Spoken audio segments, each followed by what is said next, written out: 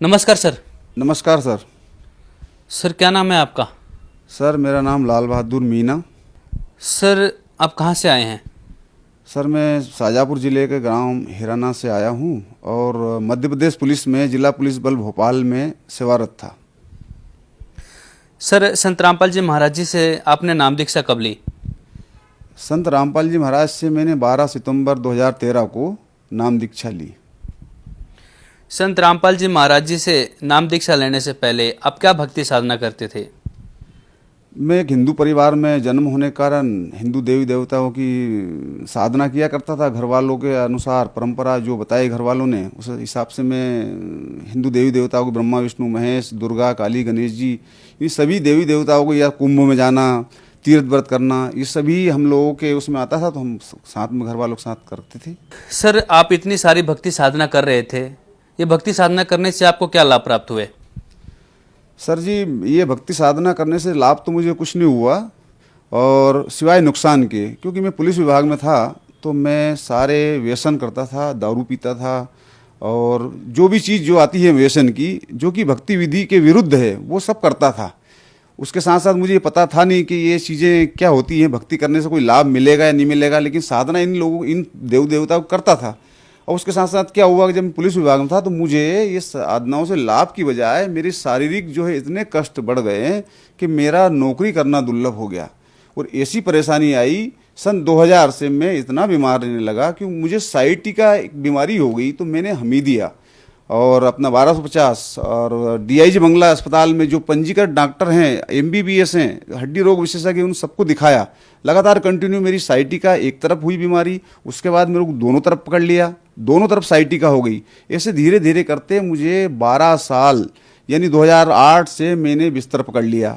कुछ समय में मेडिकल ले लेता था, कुछ समय के बाद मेरी सारी छुट्टियाँ ख़त्म हो गई और मैं इतना परेशान रहने लगा कि मेरी हालत ख़राब हो गई। मैंने देवी देवता, यहाँ तक कि कुंभ, महाकाल की भस्म आरती, देवी दुर्गा की पूजा और अन्य उपासनाएं, जादू टोटके, जंतर मंतर, जितने मुझे दूसरों ने बताया वो सब किए, लेकिन मुझे कोई लाभ नहीं मिला और मैं नौकरी पे भी जाना मैंने बंद कर दिया।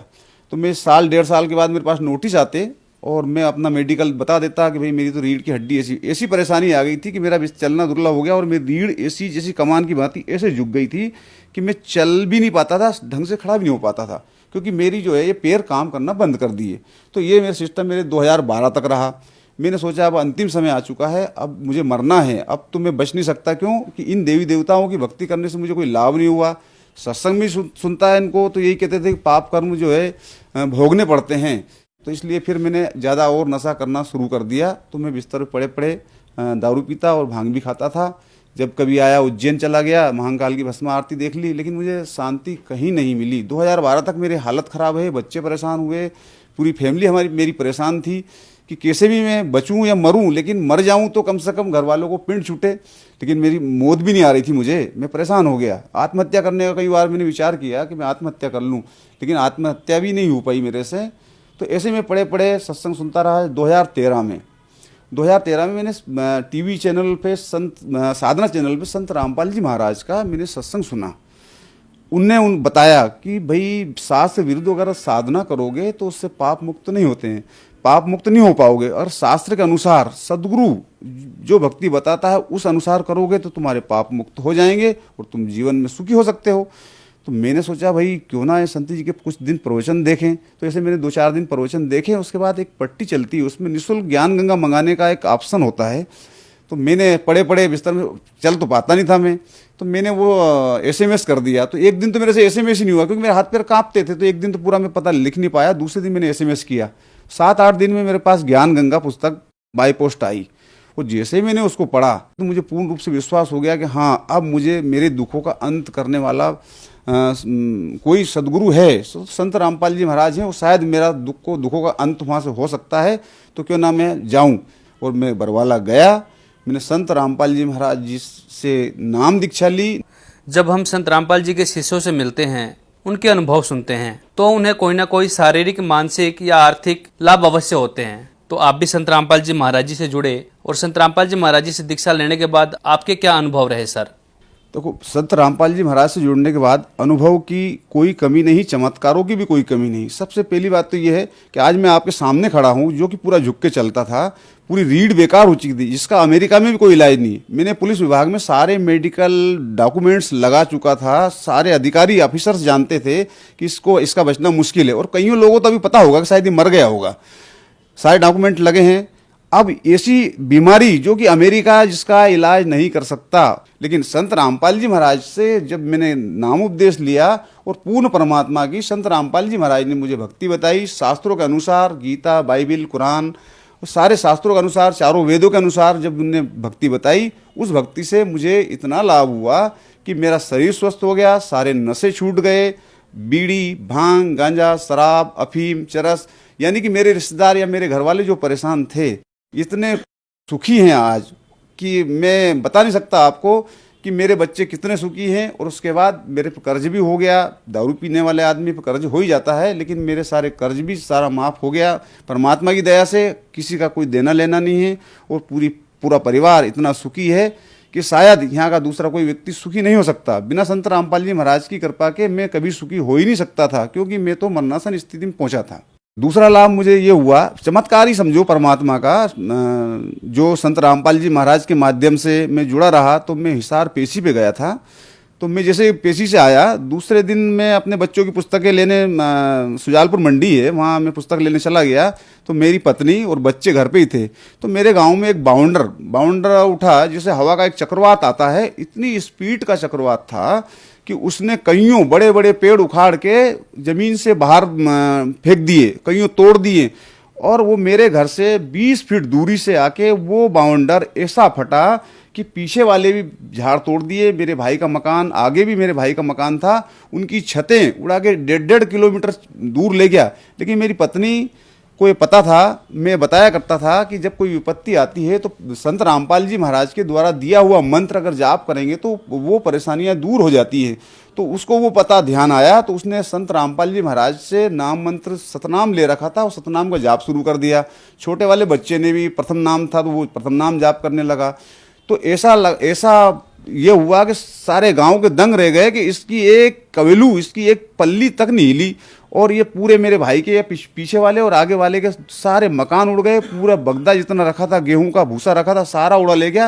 लेकिन हमारा जरा सा भी बाल बांका नहीं हुआ। और मुझे जब ये खबर सुजालपुर लगी तो मुझे विश्वास तो था, लेकिन फिर घबराया सबने के सारे मकान टूट गए तेरे गांव के, और वो तेरे भाई के सारे टूट गए, पता नहीं कितना नुकसान हुआ है। तो मुझे परमात्मा पे भरोसा था, संत रामपाल जी महाराज पे भरोसा था, क्योंकि उनने बताया कि बेटा अगर मंत्र जाप करोगे तो तुम्हारी सारी परेशानियां मिट सकती है, अन्यथा कोई तुम्हें परेशान नहीं कर सकता। तो मुझे विश्वास तो हो गया था, परंतु फिर भी कहीं ना कहीं मैं डगमग था। जब मैंने घर आके देखा तो मैं खूब परमात्मा की शरण में दंडवत करके रोया, हे दाता मुझे क्षमा करना, जो मैंने आप पे शंका करी और आपने मेरे बच्चों की रक्षा करी। और उस दिन से इतना दृढ़ विश्वास मेरे बच्चों को मुझे हुआ कि मैं चाहे संत रामपाल जी महाराज, चाहे जो भी हो जाए, शास्त्र के अनुसार जो भक्ति बताई, मैं कभी नहीं छोड़ सकता। तीसरा लाभ मेरा ये हुआ कि मेरी पत्नी को घुटने में दर्द रहता था। तो भोपाल पुलिस में होने के साथ साथ मैंने इलाज उसका भी कराया, लेकिन उसका दर्द ठीक नहीं हुआ। संत रामपाल जी महाराज से नाम दीक्षा लेने के बाद गया तो मेरे से शर्त उसने यही रखी कि अगर मेरा ये घुटना दर्द ठीक हो जाएगा तो मैं भी नाम ले लूँगी।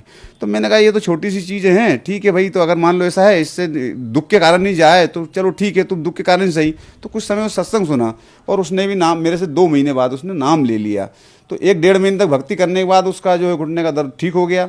ठीक होने के बाद उसको ये पता नहीं लगा कि मेरा घुटने का दर्द ठीक हो गया, तो वो भूल गई। भूलने के बाद में जब मैंने उससे पूछा 6-7 महीने बाद कि तेरा घुटने का दर्द तू बोलती थी तो भाई ठीक हो गया, बोला हाँ ठीक हो गया। मैंने कहा तूने परमात्मा को धन्यवाद नहीं दिया कि परमात्मा मेरा घुटने का दर्द जो कि 10 साल से हो रहा था ये ठीक हो गया, धन्यवाद है आपका। तो मैंने कहा ऐसा नहीं करना चाहिए, परमात्मा को याद करके बताना चाहिए। और उसी दिन शाम को दर्द होने लगा। तो दूसरे दिन दिन भर इतना दर्द हुआ कि वो खाना बनाने में असमर्थता जाहिर करी और रोने लगी। तो मैंने कहा भाई परमात्मा संत रामपाल जी महाराज के सामने दंडवत प्रणाम करो, वो पता लगाएगा आपको कि वो ठीक वो कर सकते हैं। तो उसने दंडवत प्रणाम किया। दूसरे दिन दिन भर रहा, रात को उसको गायब ऐसा दर्द हुआ जो आज तक कोई दर्द नहीं होता। चौथी घटना ये हुई कि मेरा बच्चा, अभी मेरी भतीजे की बच्ची की शादी थी, वो ट्रैक्टर से ट्राली से नीचे गिर गया और उसका हाथ टूट गया, मतलब पूरा ऐसा लटक गया हाथ। और वो उसको 4-5-6 बच्चे लेके आए, मेरे बड़े बच्चे भी लेके आए, पापा इसका हाथ टूट गया है। तो मैं बाहर ही बैठा था, मेहमान भी घर पे थे, तो मैंने कहा मस्ती बहुत करता है, मैंने कहा गुरुजी ने तेरे को मना कर दिया, उसके बाद भी तू चला गया और तू जा दंडवत प्रणाम कर। संत रामपाल जी महाराज के सामने दंडवत प्रणाम किया, जहाँ हमारा एक पूजा स्थल है, वहाँ दंडवत प्रणाम करने के बाद जैसे ही वो बाहर आया तो परमात्मा की ऐसी दया हुई कि उसका हाथ पूरा सही तरीके से पाया और वो खेलने गया। तो कुछ लोग ताज्जुब कर गए, तो मैंने मेरे से पूछा कि इसका इतनी जल्दी हाथ कैसे ठीक हुआ। तो मैंने कहा संत रामपाल जी महाराज के अनुयायी हैं हम, उनके भगत हैं, उनकी भक्ति अनुसार बताए भक्ति हम करते हैं, तो हमें कोई भी दुख व्याप्त नहीं हो सकता और हम दुखी नहीं हो सकते।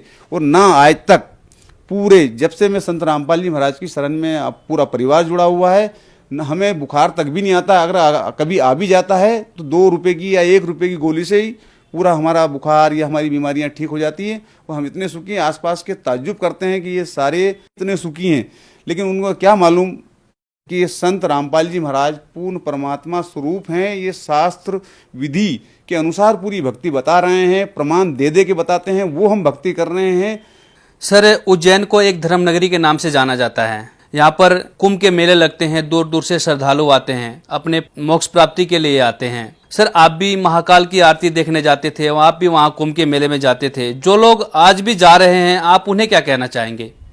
मैं उज्जैन महाकाल की नगरी में आता था और भस्म आरती में 2 बजे रात को स्नान करके खड़ा हो जाता था, लेकिन मुझे मेरी बीमारी में कोई लाभ नहीं हुआ। मेरी रीढ़ की हड्डी इतनी बेकार हो चुकी थी कि कोई मुझे किसी ना तो महाकाल ने कुछ सहयोग करा। और मैं आप लोगों से एक ही निवेदन करता हूँ कि आप लोगों को भी कोई लाभ होने वाला नहीं है। आप सत्संग सुने, संत रामपाल जी महाराज की शरण ग्रहण करें, उससे आपको लाभ हो सकता है। सर, जो श्रद्धालु आपको देख रहे हैं, आप उन्हें क्या संदेश देना चाहेंगे? खासकर आप मध्य प्रदेश से हैं, तो आप अपने प्रदेशवासियों को क्या कहना चाहेंगे?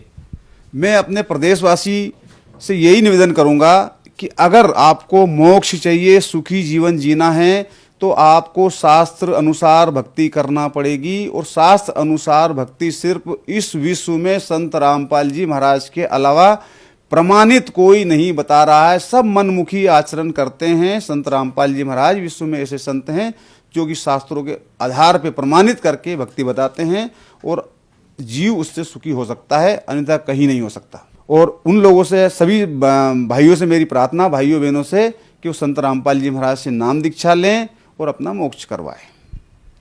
सर, संत रामपाल जी महाराज जी से नाम दीक्षा कैसे ले सकते हैं?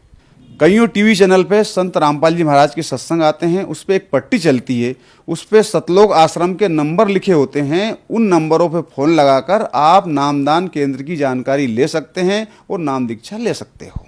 बहुत बहुत धन्यवाद सर। सत साहिब।